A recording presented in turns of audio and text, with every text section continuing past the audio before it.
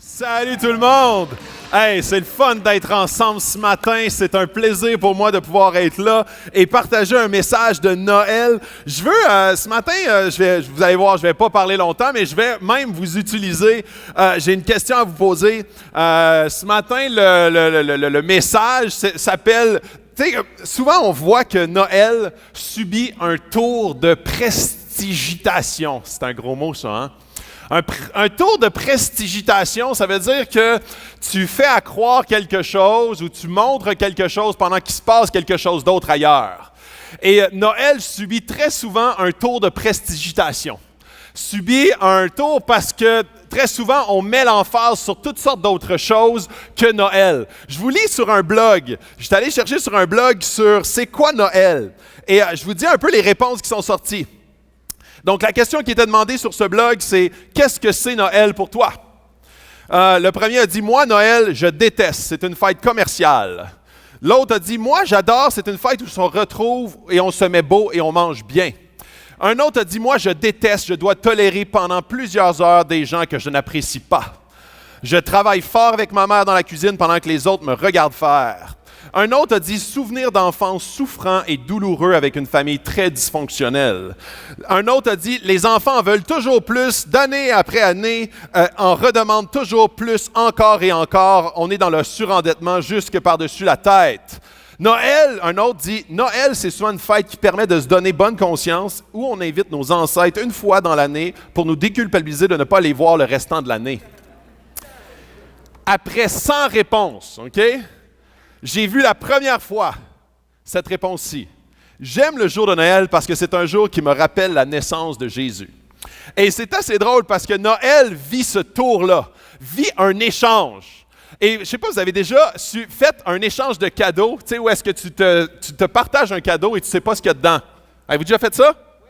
Et là, moi, souvent, je vais prendre ça avec un super bel emballage. Parce que je me dis, s'il a mis l'effort sur l'extérieur, ça doit être bon à l'intérieur. Et je me trompe souvent avec cette stratégie. Et je vais vous raconter l'histoire. Je l'ai peut-être déjà racontée, mais c'est comme une fierté, mais plus une honte. Mais en tout cas, je vais vous le raconter pareil. Et ne faites pas ça à la maison, d'accord? Je vais vous le raconter. À un moment donné, on avait un échange de cadeaux. Et je ne savais pas, j'étais comme vraiment dernière minute et je ne savais pas quoi prendre. Et c'était avec la jeunesse. Et là, on avait ça. On emballait un cadeau, on le mettait dans une boîte et on se le partageait. Puis là, on avait un jeu par rapport à ça. Et là, je me suis dit, je vais faire un bel emballage. Vraiment un emballage là, que tout le monde va se l'arracher. Mais à l'intérieur, je vais mettre quelque chose de spécial. Alors, j'arrive avec mon cadeau, un gros cadeau. Il était haut comme ça, assez gros, avec un emballage de tissu. Vraiment, j'avais mis beaucoup d'efforts sur l'emballage. Et là, on se le passe toute la soirée, là, comme tout le monde le voulait. Là, tout le monde, c'était assez lourd en plus. Et tout le monde, là, ça faisait le tour de la salle. Puis là, moi, je voyais mon cadeau qui circulait. Et là, le moment est arrivé où est-ce qu'on a ouvert le cadeau. Qu'est-ce que vous pensez qu'il y avait dans le cadeau? Pot de beurre de pinot, non? Comment? Une boîte vide, non? Une quoi? Une bûche, non? OK, là, OK, je vais dire, je vais faire une mise en garde. Mise en garde aux enfants, d'accord? Parce que ça, ne faut pas prononcer ce mot-là, d'accord? J'avais mis du caca de chat. Parce que j'avais une litière de chat en bas, et là, j'ai ramassé un gros paquet de litière dans une belle assiette. Et puis là, je te dis, ça circulait, et ça a tombé sur ma sœur qui développe ça. Et là, j'étais tellement fier. Toute la soirée, les gens s'arrachaient une crotte de chat. Wouh! Je suis désolé, les enfants, d'accord? Ça, c'est un mot de toilette, juste aux toilettes qu'on dit ce mot-là, d'accord? OK? Moi, j'ai le droit, mais plus le restant de l'année. Alors... Imaginez, puis là c'est drôle parce que très souvent on a cette même tendance-là avec Noël. On a un emballage extrêmement décoré, on a des fois des cadeaux comme ça, des super cadeaux, puis ça c'est drôle, j'ai pris ça sur un blog d'un syndic de faillite. Il dit « Tant des fêtes, tant joyeux, tant coûteux ». Et il donnait beaucoup de conseils parce qu'il y a plein de gens qui, à Noël, mettent tout sur la carte de crédit. Et le mois de janvier, c'est un grand mois de la faillite. Alors eux, ils se sont dit « Hey, coup de pub, on va déjà aller chercher des clients. » Parce que souvent, Noël est des cadeaux. Noël, c'est le Père Noël. Noël, c'est des repas en famille. Pour vous, c'est quoi les plus beaux souvenirs de Noël? Puis j'aimerais entendre quelqu'un, surtout dans l'avant. C'est quoi, pour vous, un beau souvenir de Noël? Votre plus beau souvenir de Noël? C'est-tu un micro? Oui? Je vais l'avoir. Ça s'en vient. Oui. Qui aurait un beau souvenir de Noël? Le plus beau souvenir que vous avez? Ouais, vas-y. Raconte-moi ça. C'est quand j'ai passé du temps avec ma famille, puis qu'on a pu déballer les cadeaux ensemble, puis qu'on a été ensemble, qu'on a passé du temps ensemble. Oh, c'est beau. Ouais, merci. Un autre gros, beau souvenir de Noël. Vas-y, raconte-moi ça. Je suis allée à Paris. Oh, OK. Quand on parlait de surendettement, J'ai joué avec ma petite cousine et mon petit cousin. On a joué à cache-cache. On a mangé des cochonneries. ah, je le savais. Vas-y, mon ami. Parce que moi, je suis trop près. Ouais. Quand on est allé à Paris, en fait, mon grand-père, le père de ma mère, il nous avait acheté à moi, Neva et Joshua une PS4. Oh, ouais. Il y en a qui sont gâtés.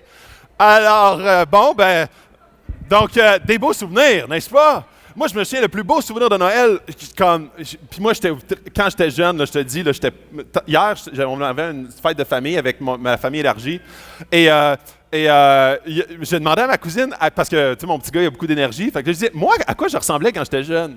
Et ma cousine a dit, t'étais pas méchant. Tu sais, ça part mal, hein, quand ça part avec ça. T'étais pas méchant, tu sais.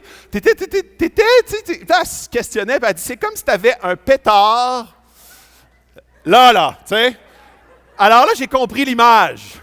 Et moi, les cadeaux, c'était tellement important. Je voulais toujours aller déballer les cadeaux. Je harcelais tout le monde de la famille pour déballer les cadeaux.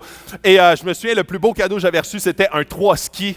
Et là, il y avait une chasse au trésor avant. Je m'en souviens comme si c'était hier. Je déballe ça, un gros 3-ski. Il était plus gros qu'une voiture, je me souviens. Là. Il était immense. Non, il n'était pas plus gros que ça. Mais dans ma tête, il était gros. Il était blanc. Il glissait vite. Mais après un an, je ne l'utilisais plus. Alors, c'est souvent ça ce qui arrive à Noël. Je vous fais écouter un petit vidéo qui nous rappelle un peu c'est quoi Noël. Question de Noël sur le lait. Qui est de mieux placé qu'un gros buveur de lait? Chante! Un petit minute au vert à côté du sapin ou à côté de la cheminée. À côté d'un biscuit. Ah, qui est bonne. Nous, on n'a pas de cheminée. Mais le code de l'alarme, c'est 244. C'est bon. Je vais m'arranger avec tes parents. Est-ce que la poule vient des poules? Mais non, tu parles d'une question, toi. Oh, est-ce que de la poule? S'il n'y a pas de laisser, Ça va tout seul. Exact. Maman se dit qu'il y a aussi des hormones ajoutées. Non, c'est interdit. Je sais. En tout cas, Quoi, ça fait rapport avec l'aide? Penses-tu rentrer bientôt? On est débordé. ça sera pas long. Je fais un commercial, là. Comme cadeau, vous pourriez ramener des anciens porte-parole? Non, ils ont reconnu, Normand. Tu t'assieds d'arrêter de nous tremper dans le lait. Oui. Pour vrai? Mais non, pas mon cul. Joyeuse fête quand même. Joyeuse fête. Joyeuse fête. Joyeuse fête. Oui, c'est ça, joyeuse fête. Joyeuse fête. Alors, trouvez-vous pas que le Père Noël a volé la vedette de Noël? Je lisais encore une fois sur un blog dans le fond, tu sais, souvent dans les écoles, à Noël, ils font écrire des lettres au Père Noël aux enfants. Et ça, c'est des extraits de lettres écrits au Père Noël. C'est des enfants en bas, à la garderie, 4, 5, 6 ans. Cher Père Noël, lorsque vous viendrez chez moi, il y aura des cookies pour vous. Mais si vous avez vraiment faim, vous pouvez utiliser notre téléphone et commander une pizza à emporter. Un autre dit, cher Père Noël, je veux un chiot, je veux une cabane. Merci, j'ai été bon la plupart du temps, parfois je suis un peu sauvage. Cher Père Noël, je vais prendre n'importe quoi parce que cette année, je n'ai pas été très gentil. Et dernier, cher Père Noël, je ne vais pas en demander beaucoup trop. Voici ma liste. La figurine Buzz Lightyear, 2 paquets de crayons numéro 2, des marqueurs Crayola et le gros cadeau, ma propre TV couleur 40 pouces. Eh bien, vous pourriez peut-être laisser tomber les crayons, je ne veux pas être trop égoïste. Alors, voyez comment est-ce qu'aujourd'hui, Noël est devenu une fête tellement axée vers tout ce qui est l'emballage. Et on en oublie ce qui est le sens, le centre, la vraie vedette, la vraie star. Et aujourd'hui, j'aimerais pouvoir vous aller dans un passage qui nous parle justement de la réalité de Noël. C'est un passage qui se retrouve, puis juste avant de lire ce passage-là, l'année passée, dans un article de la presse, José Legault, qui n'est pas croyante du tout, disait ceci. Dans le fond, c'est quoi Noël? Elle se posait la même question que nous ce matin. Plus les années passent, plus je me pose la question. Autrefois, une fête religieuse, la célébration est devenue celle de l'achat compulsif. Le nouveau Dieu coûte cher. Cadeaux, déco, nourriture, vin, etc. Quels que soient nos moyens, on défonce irrémédiablement son budget. Et c'est devenu Noël pour plusieurs source de tracas. Pour plusieurs, ça rappelle des souvenirs douloureux comme celui qui l'a dit dans le blog tantôt. Parfois, pour certains, c'est des souvenirs extraordinaires de rassemblement familial, mais pour d'autres, c'est plus de mettre en lumière que notre famille est très dysfonctionnelle, de mettre en lumière des souffrances que mon père, ma mère sont partis, que notre famille est divisée. Et c'est tout là l'essence où est-ce que quand on met l'emphase, et pour certains, Noël, c'est vraiment pas synonyme de joie. Et aujourd'hui, j'aimerais pouvoir aller dans un passage qui parle de Noël, évidemment, de l'histoire de Noël, la vraie histoire de Noël. Puis mon but là-dedans, c'est que quand on regarde au cadeau central, quand on regarde au vrai sens de Noël, le restant des éléments devient possiblement agréable, ou même nos difficultés ou nos tristesses peuvent pâlir à la lumière de la personne ou le centre et le sens même de Noël. Et c'est la raison pour laquelle aujourd'hui, je veux vous parler un petit peu de la vraie raison de Noël. La réalité de l'histoire de Noël, un petit village que vous connaissez certainement par tradition, tous allaient se faire inscrire. C'est dans Luc 2, le verset 3 et 4. Tous allaient se faire inscrire, chacun dans sa ville d'origine.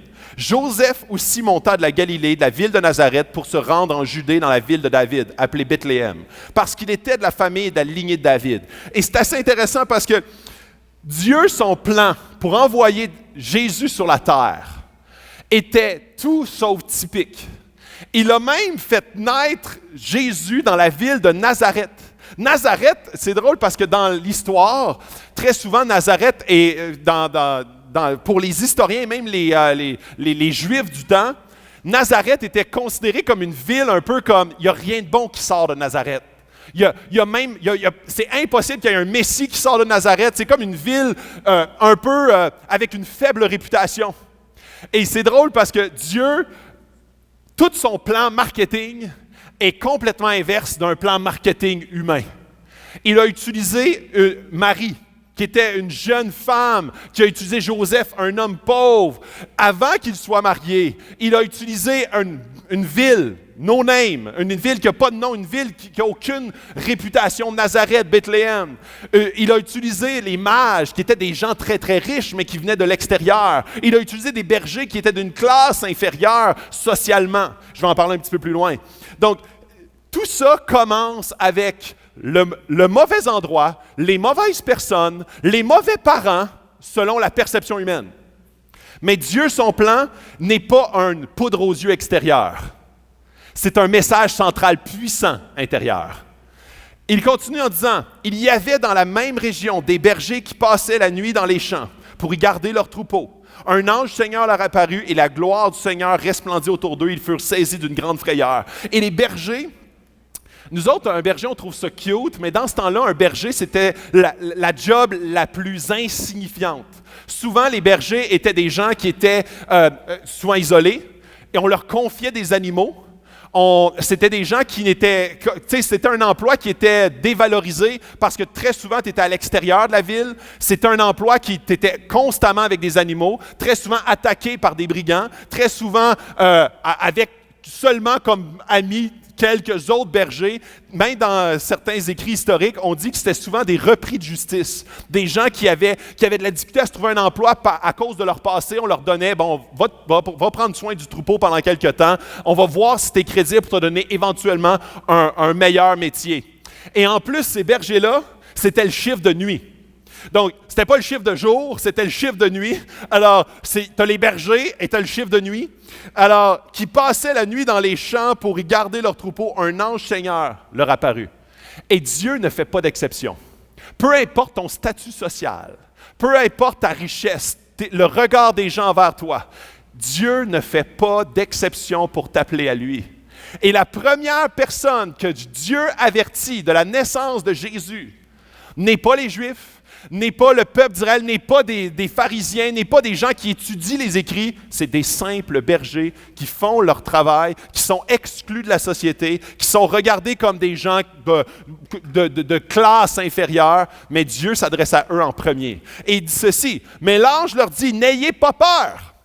Quand Dieu t'apparaît, très souvent, même quand Dieu arrive dans ta vie, quand Dieu te touche, très souvent ça te fait peur. Pourquoi? Parce qu'il y a quelque chose d'extraordinaire qui est tout sauf humain, tout sauf ordinaire, qui t'arrive. Et très souvent, notre réflexe, c'est de se reculer. Parfois même par blessure. Combien de gens ne veulent plus fêter Noël pour la vraie signification de Noël parce qu'ils ont été blessés par la religion? Ils ont été blessés par leur famille. Ils ont été blessés par tous les gens autour qui leur imposaient un certain carcan religieux. Et ça leur fait peur de se réapprocher de Dieu. Alors Dieu commence en disant, n'aie pas peur, car je vous annonce une bonne nouvelle, la bonne nouvelle, qui sera une source de grande joie pour tout le peuple. Il s'adresse à des gens qui ne vivent pas d'un grand salaire, qui ne vivent pas d'une très grande reconnaissance sociale, mais il est en train de leur dire, je vous annonce quelque chose qui va changer ta vie. Pas tes circonstances, ta vie. Mais il me semble que c'est la même affaire. Il me semble, moi, je serais bien plus heureux si je serais dans un palais et je serais appelé un roi qu'un berger dans un champ. Et c'est là tout l'essence de l'intérieur du cadeau de Noël. L'intérieur du cadeau de Noël n'est pas un extérieur très beau, très attirant, mais un intérieur qui change ta vie, te donne une joie, peu importe tes circonstances.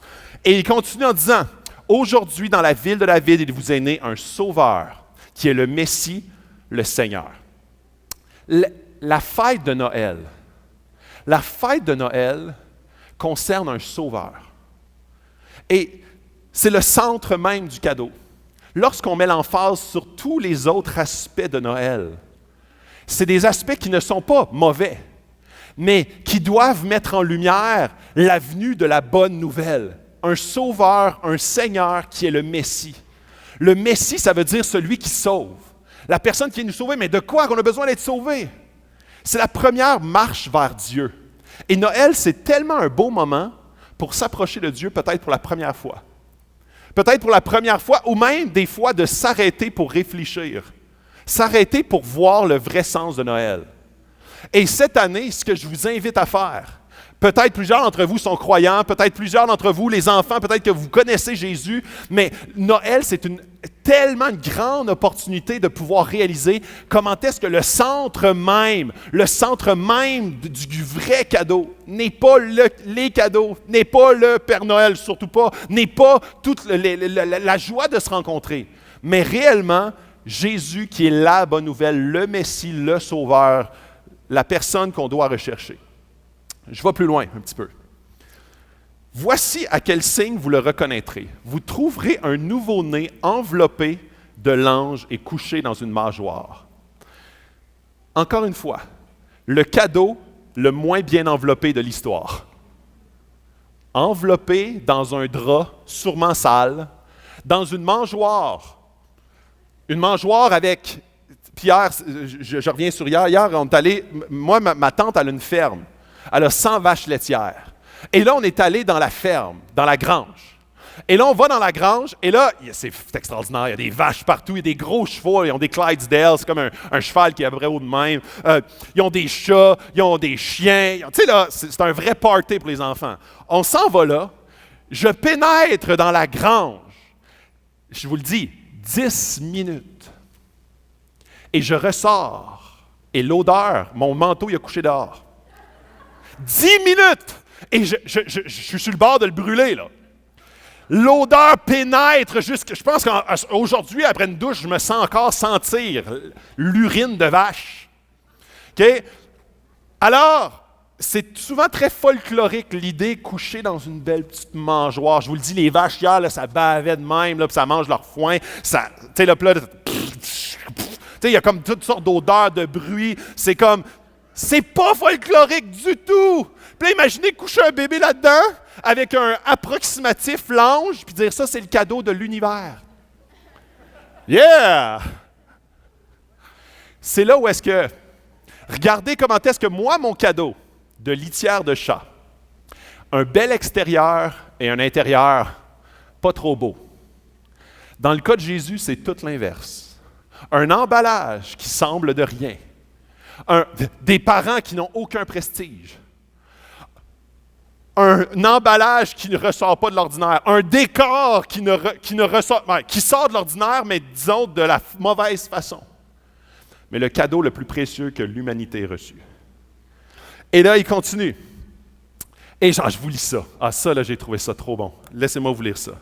C'est une photo que j'ai trouvée sur Facebook. Et voici une image apparue sur Facebook, où est-ce que tu vois le Père Noël agenouillé devant Jésus. Et Facebook a censuré cette image-là et le texte qui va suivre, en disant « image choquante et texte offensant ». C'est comme une lettre c'est comme si le Père Noël parlait à Jésus. Il dit ceci: « Mon cher, précieux Jésus, je ne voulais pas prendre ta place. Je n'apporte que des jouets et des choses, et toi, tu apportes l'amour et la grâce. Les gens me donnent des listes de souhaits et espèrent qu'ils se réalisent.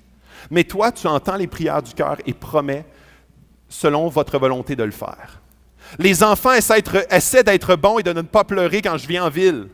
Mais vous les aimez inconditionnellement et cet amour abondera, peu importe leur comportement. Je ne laisse qu'un sac de jouets et de joie temporaires pour une saison. Un PS4 ou un autre jouet pour une saison, mais vous laissez un cœur plein d'amour et de paix. J'ai beaucoup de croyants et ce que l'on pourrait appeler la célébrité. Mais je n'ai jamais guéri les aveugles ni essayé d'aider les boiteux. J'ai des joues roses et une voix pleine de rire, mais pas des mains marquées par les clous et une promesse de salut pour l'éternité. Vous pouvez en trouver plusieurs en ville ou dans un centre commercial, déguisés avec une barbe blanche, mais il n'y a qu'un seul tout-puissant pour répondre à l'appel d'un pécheur. Et donc, mon cher Jésus, précieux, je m'agenouille ici pour prier, pour vous adorer en ce jour très spécial, votre anniversaire.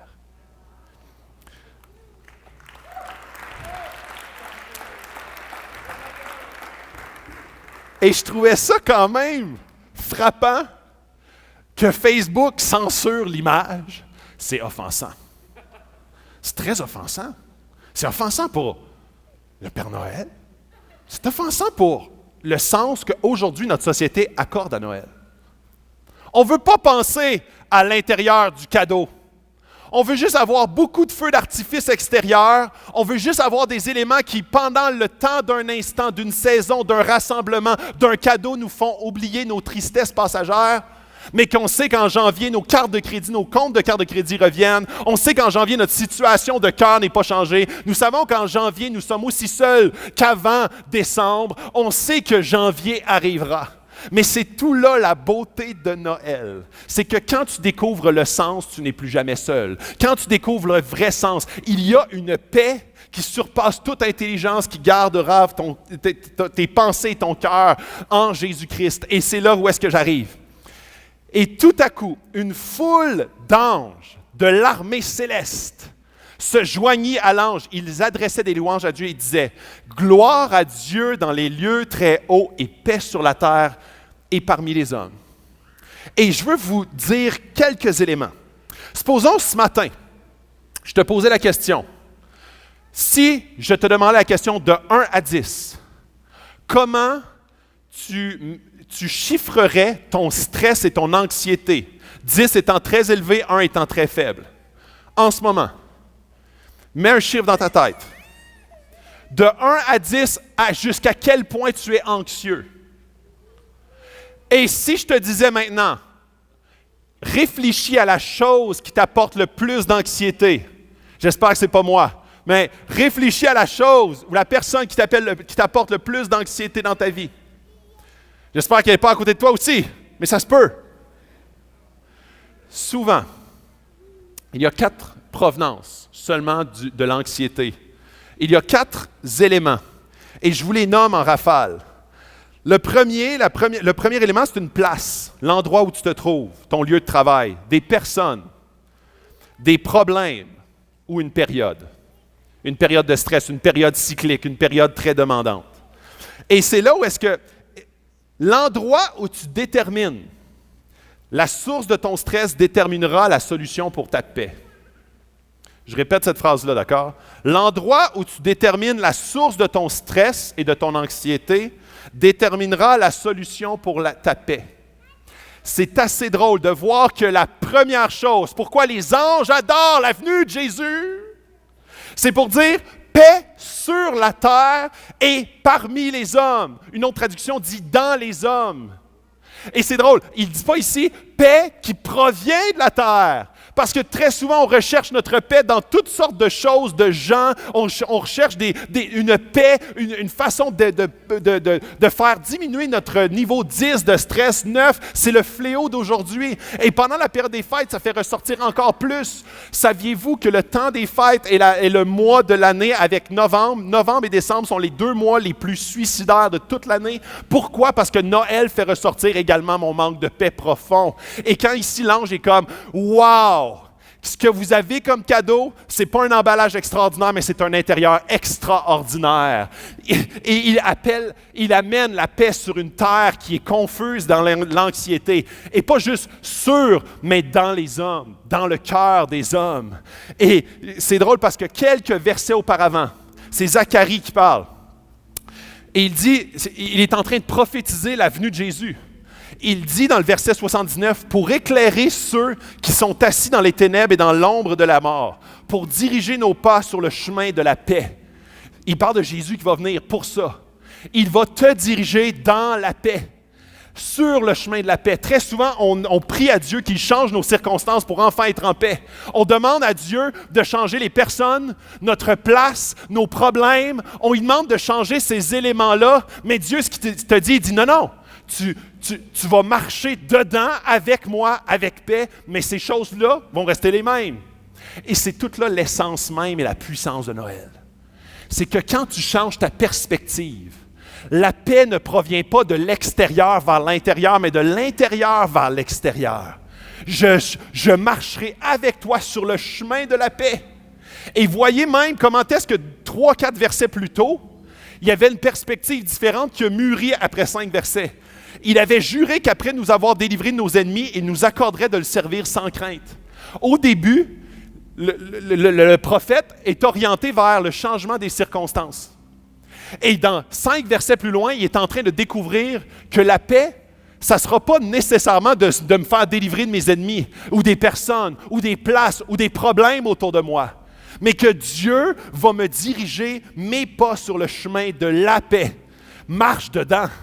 Marche avec ma paix. Parce que la journée de Noël, la fête de Noël est la venue de Jésus qui apporte la paix sur la terre et dans les hommes. Et ça, peu importe tes circonstances, ou peu importe ta famille dysfonctionnelle, ou peu importe le manque de joie, ou la présence de joie des fois qui nous fait oublier la vraie signification de Noël. Je termine avec la fin. Lorsque les anges les eurent quittés pour retourner au ciel, les bergers se dirent les uns aux autres, « Allons jusqu'à Bethléem pour voir ce qui est arrivé, ce que le Seigneur nous a fait connaître. » Ils se dépêchèrent d'y aller, et ils trouvèrent Marie et Joseph ainsi que le nouveau-né couché dans la mangeoire. Après l'avoir vu, ils racontèrent ce qui leur avait été dit au sujet de ce petit enfant.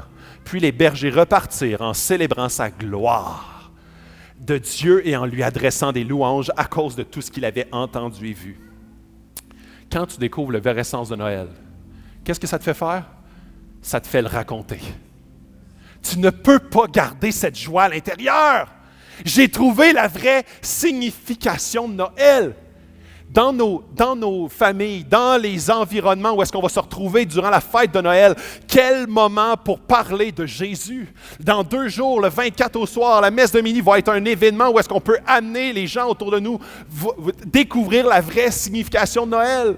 Les bergers voulaient le raconter parce qu'ils disent « Je ne peux pas garder ça juste pour moi ». Et qu'est-ce que ça les a apporté? À adorer, à louer Dieu. Noël devrait être une motivation, une redécouverte du vrai cadeau puissant avec un emballage très ordinaire, mais avec un intérieur extraordinaire qui m'apporte à adorer Dieu. Je vais vous raconter une dernière histoire. Dans les années 1900, il y avait une grande problématique. Il y avait une problématique où est-ce que dans les Amériques, il y avait l'Amérique du Nord et l'Amérique du Sud, et lorsqu'un bateau, tu voulais partir de New York et aller à San Francisco, tu devais faire 22 000 kilomètres parce que tu devais aller jusqu'à l'Antarctique et remonter le long de l'Amérique du Sud. Et à un moment donné, ils se sont dit, dans les années 1900, on va faire le canal de Panama. Le canal de Panama, c'est l'endroit le plus étroit entre les deux Amériques, où est-ce qu'ils se sont dit, on va creuser un canal pour pouvoir rejoindre l'océan Atlantique avec l'océan Pacifique. Et là, pendant plusieurs décennies, à travers des travaux immenses, il n'y avait pas des grosses pelles mécaniques là, en 1900, là, ça s'est presque entièrement fait à la pelle ou avec des objets très, très, très minimalistes. Le canal de Panama a été inauguré en 1914. Et le canal de Panama, c'est le moment où est-ce que l'océan Atlantique et l'océan Pacifique se sont rejoints en 1914, qui a changé littéralement le cours de l'économie, le cours de l'histoire en puissant, ouais, passer d'un bord à l'autre sans avoir à faire le grand détour. La soirée de Noël est le moment où le ciel et la terre se sont rencontrés par la personne de Jésus. C'est le moment fatidique. C'est le moment dans l'histoire de l'humanité où enfin la paix, la vraie paix, peut envahir la terre et venir dans les hommes et les femmes de cette humanité. C'est un moment historique. Un moment qui transcende même de façon cosmique, parce qu'on a enfin l'occasion d'avoir un sauveur de notre âme, un Seigneur de nos vies, un Messie qui nous sauve de notre séparation avec Dieu pour enfin reconnecter avec lui. Il y avait à un moment donné, un homme et son fils. Un homme et son fils qui et une mère. Et à la naissance de l'enfant, de leur premier enfant, la mère est décédée.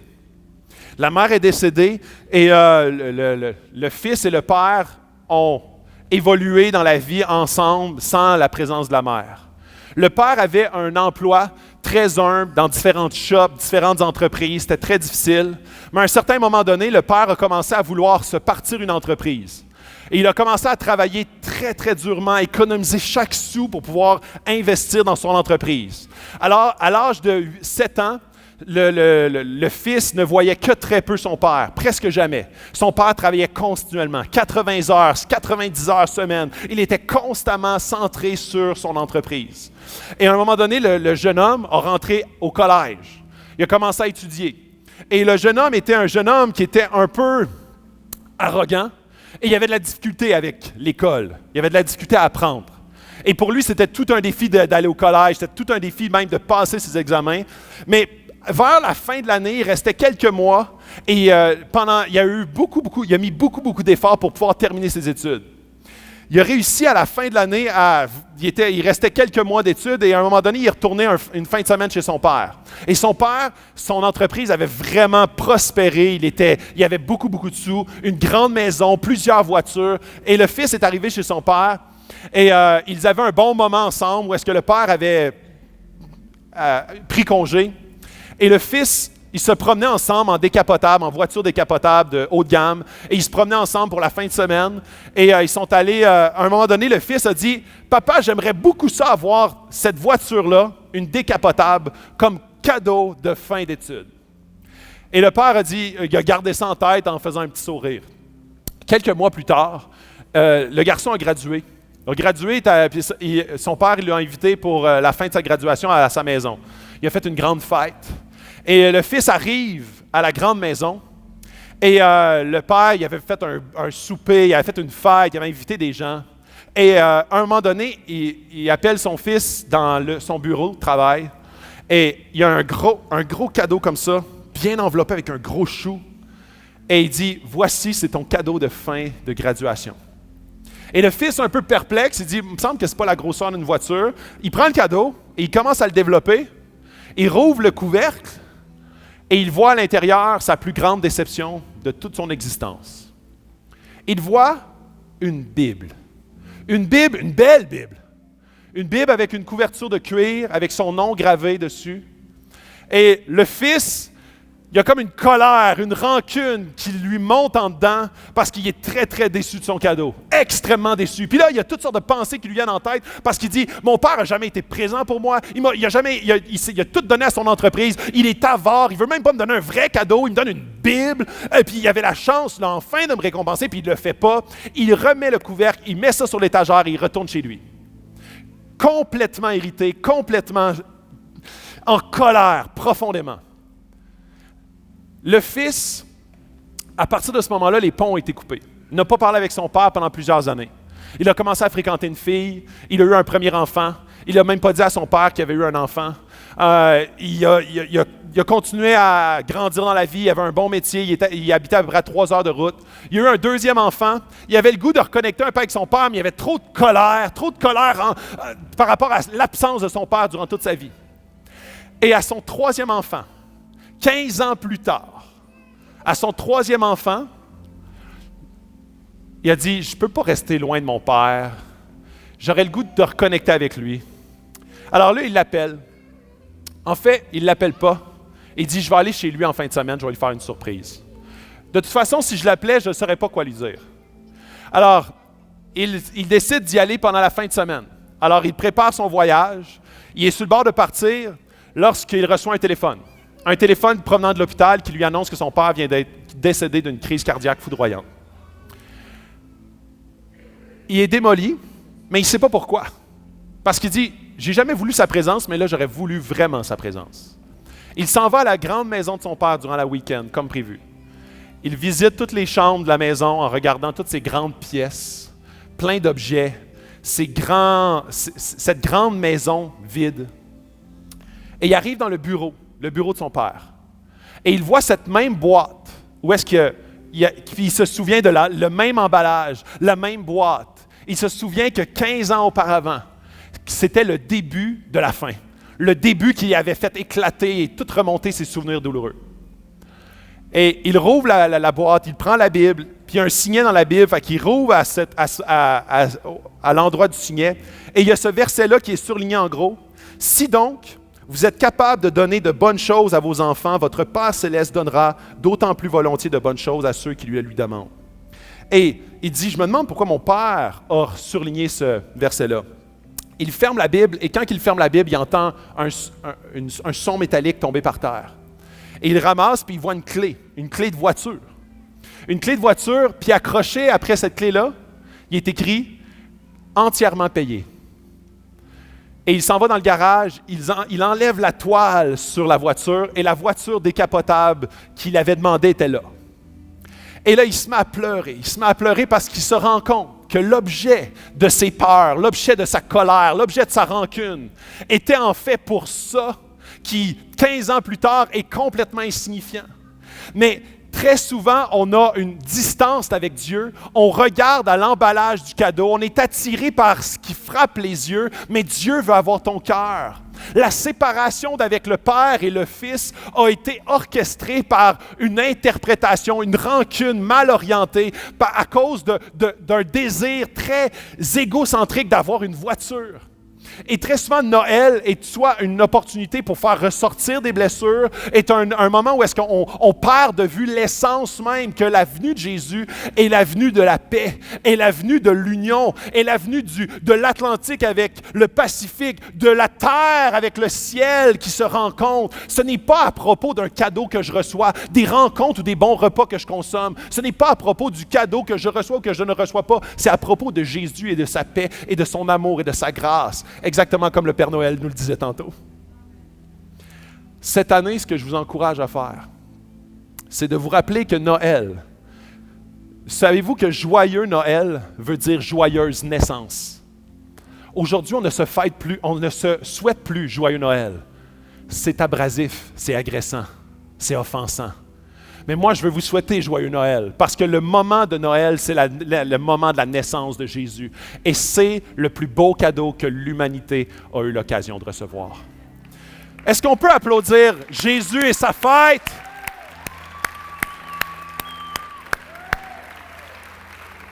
Alors, comme les anges qui chantent à Dieu ses louanges, paix aux hommes sur la terre, ils chantent et adorent le Dieu Tout-Puissant qui a envoyé son Fils pour venir naître d'une façon la plus humble, inimaginable, pour vous et moi, qu'on puisse être des lumières, qu'on puisse être des proclamateurs de cette bonne nouvelle de joyeux Noël, joyeuse naissance. Bon matin, Acte 21, on va se lever debout, on va chanter ensemble. Ô peuple fidèle, Jésus t'accueille ce matin. Que vous puissiez, pendant cette année 2019, fêter Noël avec en vue, devant vous, le vrai sens de la fête de Noël. Bon matin.